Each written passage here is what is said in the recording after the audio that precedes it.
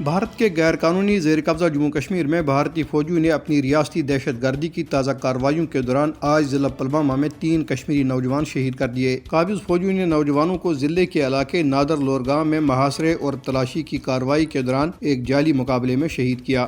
آخری اطلاعات آنے تک علاقے میں بھارتی فوج کا آپریشن جاری تھا۔ بھارتی فوجیوں، پیراملٹری اور پولیس اہلکاروں نے ضلع ریاسی کے علاقے باغا میں ایک بڑا آپریشن شروع کر دیا۔ اسی طرح کا آپریشن ضلع کٹھوا کے علاقے گگوال میں آج دوسرے دن بھی جاری رہا۔ بھارتی فورسز کی طرف سے سری نگر، اسلام آباد، شوپیاں، کولگام، پلوامہ، ڈوڈا، کشتواڑ، راجوری اور پونچھ اضلاع میں بھی محاصرے اور تلاشی کی کارروائیاں جاری ہیں۔ سری نگر اور دیگر علاقوں میں پوسٹر چسپاں کیے گئے ہیں جن کے ذریعے بھارتی جارحیت کے خلاف ایک مؤثر جوابی کارروائی پر پاکستان اور پاک افواج کو مبارکباد دی گئی ہے۔ پوسٹروں میں پاکستانی پرچم کے علاوہ رافیل سمیت بھارتی جنگی طیاروں کو گرانے والے G-10C کی تصویر بھی موجود ہے۔ کل جماعتی حریت کانفرنس کے ترجمان عبدالرشید منہاس نے سری نگر میں جاری ایک بیان میں واضح کیا ہے کہ خطے میں امن اور ترقی کے لیے تنازع کشمیر کا حل ناگزیر ہے۔ انہوں نے کہا کہ کشمیر مکمل طور پر ایک سیاسی مسئلہ ہے جسے فوجی طاقت سے نہیں بلکہ ایک دیرپا اور نتیجہ خیز مذاکراتی عمل کے ذریعے ہی حل کیا جا سکتا ہے۔